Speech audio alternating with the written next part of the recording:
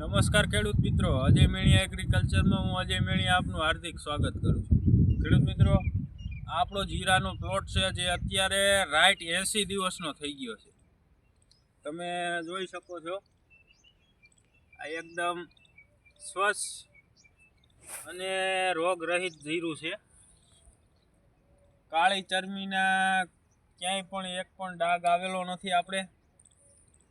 અને હવે 80 દિવસની અવસ્થા એ આપણે આમાં સામાન્ય છે કે પાણી તો મુકાઈ જ ગયું હોય. હવે તમે જે આ દાણા જોવો છો કે ભાઈ આ દાણા લીલા છે હજી, બરોબર? આ દાણા લીલા છે અને ઉપરનો દાણો છે નાનો છે, એટલે કે ત્રીજા માળનો દાણો નાનો છે. હવે સંપૂર્ણ ત્રીજા માળનો દાણો સંપૂર્ણ રસ ભરાઈ જાય એમ, તેમજ હેઠેનો જે દાણો છે તે સંપૂર્ણ પરિપક્વ થઈ જાય અને પાક અવસ્થાએ, એટલે કે અત્યારે આપણે કોઈ પણ કંપનીનું વોટર સોલ્યુબલ ખાતર 0050નો આમાં ઉપયોગ કરવાનો છે. 1 કિલો 0050 લઈને એમાંથી તમે 15થી 18 પંપ કરી શકો છો અને આમાં મારવાનો છે, જેથી કરીને ઘાટો રાઉન્ડ મારવાનો છે, જેથી કરીને થોડું ઘણું પાણીની જે અને ઘાટ હોય એ પણ પૂરી થઈ જાય અને સાથે સાથે પોષક તત્વો મળી જાય, જેથી કરીને દાણો ભરાવદાર અને વજનદાર થશે, તેમજ જે તમારો માલ છે તે લાઇટવાળો થશે. આ છેલ્લો રાઉન્ડ છે 0050નો.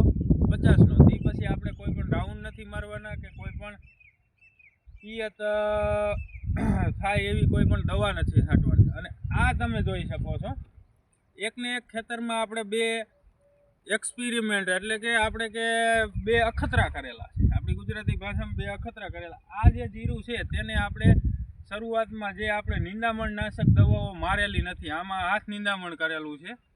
અને આ જે જીરું છે આ નીચેનું પાર્યું છે, આમાં આપણે નિંદામણ નાશક દવાનો ઉપયોગ કર્યો હતો. એટલે નિંદામણ નાશક દવાનો આપણને એવું જાણવા મળ્યું કે ભાઈ નિંદામણ નાશક દવાનો ઉપયોગ કરવો નહીં. જો ઉપયોગ કરવામાં આવે તો જો આ હજી લીલું છે, કેટલું લેટ થઈ જાય. 15થી 20 દિવસ તમારું જીરું લેટ થઈ જાય, પાક લેટ થાય છે. આ જે જીરામાં ફૂટ છે એવી ફૂટ આમાં નથી. બીજું કે લોંગ ટાઈમ સુધી લીલું રહે, એટલે કે પાછળથી જે અત્યારે આ મહિના દરમિયાન જે વાદળા થતા હોય, વાતાવરણ ડિસ્ટર્બ રહેતું હોય, તેની અસર સીધા આપણા પાક ઉપર રહે.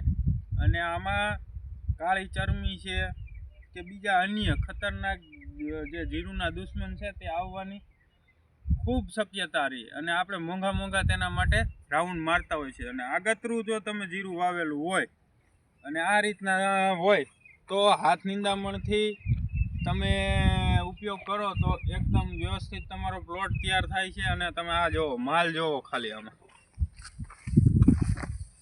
આ જોવો માલ, દાણા એમ કે ટપોરા જેવા, એમ કાંઈ ઘટે નહીં. અને હાઈટ પણ આની સારી છે, જોઈએ એટલે 1.5 ફૂટ જેવી હાઈટ છે આની. અને એક ધારી ભરતી બહુ સારી છે. એટલે હવે આપણે હાર્વેસ્ટર માર્યા પછી વીઘે કેટલા મણ આ જીરું ઉતર્યું, આપણે જે એમાં દવા છાંટી છે બીજો એક ઈ પણ જોઈશું, અને દવા નથી છાંટી ઈ પણ જોઈશું કે બેમાં ઉતારામાં શું ડિફરન્સ પડે છે. અને માર્કેટમાં અલગ અલગ વેચશું, જેથી ખબર પડે કે ભાઈ છેક સુધી દવાનો પ્રભાવ રહેશે કે કેમ, બરાબર? તો હવે જીરું વિશેના આવા જ એક નેક્સ્ટ વિડીયોમાં ફરીવાર મળશું. ત્યાં સુધી જય જવાન જય કિસાન.